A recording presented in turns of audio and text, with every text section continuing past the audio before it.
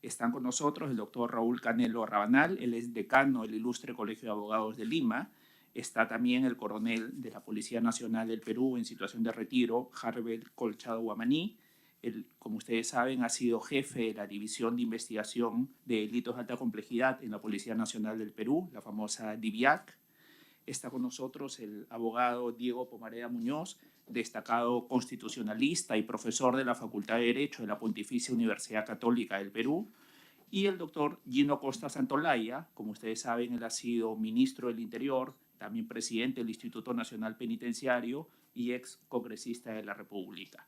Tenemos un panel muy destacado. Empezamos entonces con el doctor Raúl Canelo Rabanal. Como ustedes saben, ellos han presentado un proyecto de ley formalmente al Congreso de la República para derogar las distintas leyes que atentan contra la seguridad ciudadana y que estas protegen el crimen organizado. Entiendo que son 13 leyes y un decreto legislativo. Adelante, doctor Canelo, por favor. En este primer bloque, cada ponente tiene 10 minutos para su intervención. Disculpen, el lado feo del... Muchas gracias. Un saludo a la congresista For Pablo, felicitarla por la iniciativa. Un saludo a todos quienes me acompañan.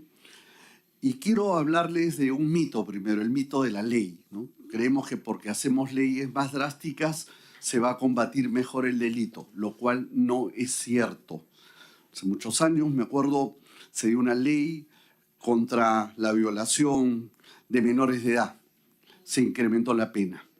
10 años. La pregunta fue, ¿eso es bueno? Bueno, sí, claro. El siguiente año exactamente se modificó la ley. 15 años me volvieron a preguntar. Yo había sido autor del Código de Niños y Adolescentes, uno de los autores. Y dije, sí, bueno, la ley, pero eso no soluciona el problema. Está bien. Y por tercera vez me volvieron a invitar al tercer año y ahora la pena es 20 años. Entonces, la ley por sí sola no modifica una realidad. Pero al revés, una ley mal hecha, una ley malintencionada puede destruir todo lo que se haya avanzado en la construcción justamente de una legalidad. Y yo creo que estamos en esa situación, en esa posición, cuando desde los grupos que están en el Congreso han dado unas leyes desatinadas, unas leyes que más bien, en vez de luchar contra la criminalidad, la han fortalecido. Y voy a tratar de explicar brevemente ello. Primero, cifras que todos más o menos conocemos. 2.126 fallecidos según la Policía Nacional el 2024. 2011 según el SINADEF. En lo que va del año, 1.513 según SINADEF. Human Rights refiere que en el 2024 hubieron 2.546. La mayoría de los crímenes, según la policía, 1.125 han sido por sicariato. A la fecha van 47 y si no 48 muertos solamente en el sector transporte. En la madrugada de hoy nuevamente han asesinado a otro transportista en la avenida Gambetta. ¿Qué está pasando? El Colegio de Abogados el año pasado detectó unos proyectos de ley que modificaban algunas leyes relativas a crimen organizado. Y nosotros nos sorprendió y nos pronunciamos. Acá tenemos un paquete de pronunciamientos donde refleja la posición técnica del colegio. Y se dijo, cuidado, esas leyes pueden beneficiar a la delincuencia común. Y nos preocupamos luego cuando se hicieron realidad. ¿Qué había detrás de estas leyes? ¿Por qué salen estas leyes que debilitan la lucha contra el crimen organizado? Entonces, analizando el por qué, vimos una situación. Entre 90 y 100 congresistas de los 130 están investigados por la Fiscalía por diversos delitos. Evidentemente, estas leyes de algún modo los beneficiaban. Bueno, ya puedo entender que estaban legislando en nombre propio, lo cual es inconstitucional, es inmoral, no es correcto. Pero imaginémonos que lo hicieron. Pero ¿no se están dando cuenta del daño que hacían? porque al regular eso y beneficiarse ellos de esas leyes que debilitaban el sistema, a su vez beneficiaban a los cientos o miles de grupos organizados que se dedican al sicariato, a la extorsión, al homicidio, al secuestro. Entonces, eso es un despropósito y fíjense, lo advertimos. Y esa advertencia se vuelve realidad con estas cifras. Imagínense que al 2012 habían 200 muertos por esta razón. Ahora tenemos en las cifras más extensas 2.546 por año. O sea, el incremento es exponencial.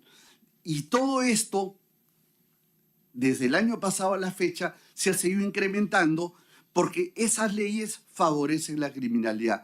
¿Recuerdan ustedes aquella famosa ley del allanamiento?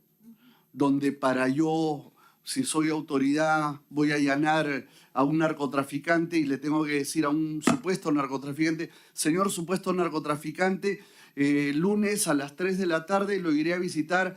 No se olvide de avisarle a su abogado, vamos a ver y a copiar todas las pruebas en su contra que encontremos en su domicilio.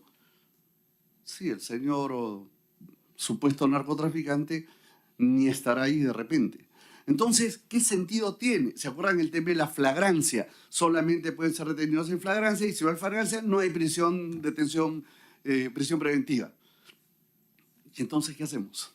¿Cómo combatimos la criminalidad si no podemos detener de repente las situaciones tan absurdas que se fueron presentando, pero además 50 delitos fueron retirados prácticamente de la lista de las leyes que perseguían el crimen organizado? Entre ellos, delitos de corrupción de funcionario.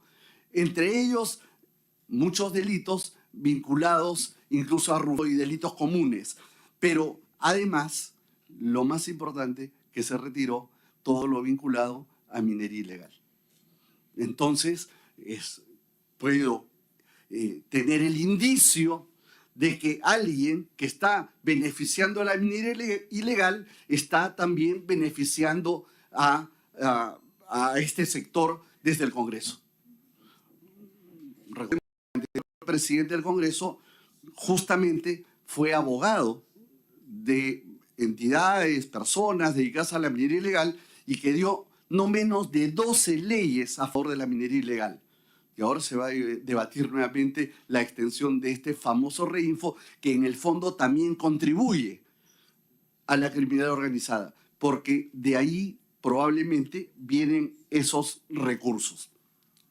Y entonces, en respuesta a estas leyes que favorecen la criminalidad organizada, y habría que sumar otras leyes que tangencialmente ayudan a esta criminalidad. Cuando, por ejemplo, a través de la ley APSI, voy a eliminar soterradamente la libertad de asociación y eventualmente la libertad de expresión.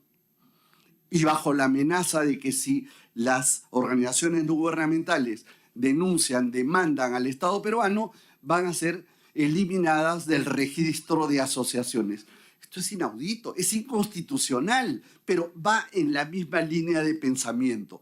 Pero a ello habría que sumar, y denme 2 minutos para terminar, algunas leyes que yo diría tienen un sesgo, por decir, politizado, interesado.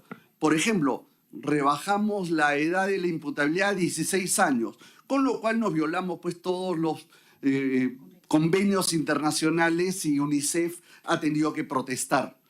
Eso no es posible, pero lo han hecho, porque dicen es que los sicarios ahora son menores de edad. ¿Cuántos son? Ni el 5%, ni el 5%, pero ya en vez de que un Estado proteja al adolescente, lo está sancionando. Señores, la palabra adolescente es que adolece. ¿De qué adolece? De madurez, adolece de trabajo, de educación. ¿El Estado tiene que proteger la adolescencia o no? Es el deber de la familia y del Estado. Y sin embargo acá lo metemos presos. Y claro, es que la mafia se aprovecha del que adolece, del adolescente justamente. Duro con los extranjeros. Sí, porque ellos son los responsables y si vemos las estadísticas tampoco es así. Pero sin embargo, deportarlos y cosas por el estilo. Por último, estas normas que ahora se han vuelto a dar en el estado de emergencia, los que circulan en moto, si van de a dos, está prohibido. ¿No? O sea, esa es la gran solución y eso creemos que no es así. Se planteó el tema del terrorismo urbano. Vinimos acá al Congreso, un grupo de expertos que designó el colegio para decir que eso no es posible. Estuvo el propio doctor Nagasaki, estuvo Carlos Rivera y alguien más, y dijeron, esto no es posible, o sea, esto es sobre legislar. Ya existen los delitos de extorsión, sicariato y secuestro, y cambiarles de nombre no tiene sentido. Pero bueno, con eso dicen que están combatiendo. Y por último, las agresiones al sistema interamericano de derechos humanos. He estado reunido en la Corte Interamericana, he estado con la Comisión Interamericana en 2 audiencias, justamente informando sobre estas situaciones.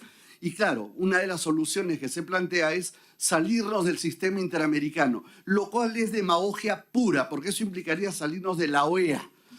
Y esto no tiene sentido, además nos pondrían en la relación 4B del informe anual, con lo cual estaríamos en el mismo nivel de Cuba, Venezuela y Nicaragua. Entonces, algo así como en economía, un país inelegible. Y luego, otras voces piden la pena de muerte. Y por último, se incrementan penas, se siguen incrementando penas, ¿no? La extorsión, cadena perpetua, listo, pero a nivel individual. No se ataca a la organización criminal, porque una cosa es atrapar al gatillero y ponerle 30 años, pero la organización criminal está incólume. Entonces, eso es lo que decimos, no quiero hablar de demagogia, pero sí, llamémosle error en la forma como se está tratando de combatir esta situación. Entonces, la ley por sí misma no soluciona, pero la ley puede generar graves defectos. Y para no olvidarnos, si ahora se modificaran las leyes que deben modificarse, los que se beneficiaron, acuérdense de la aplicación más benigna al reo. O sea, ya se beneficiaron. Los corruptos, algunos procesados que beneficiados de esta ley, ya se beneficiaron, por más que las cambiemos. Y ahí viene el tema. Nosotros creemos que el problema que en estos momentos está atravesando el país es fundamentalmente el problema vinculado a estas leyes de crimen organizado. Todos los paliativos que se den son paliativos. Pueden ser buenos, malos o regulares, pero no son la solución. Tenemos que cambiar este núcleo. Y nosotros hemos presentado un proyecto de ley básicamente para volver a la legislación anterior, para decirlo en sencillo, porque la legislación anterior no será perfecta, pero tampoco era mala. Entonces, dejemos sin efecto estas normas que modificaron el crimen organizado para el beneficio de los criminales. Y por último, quiero señalarles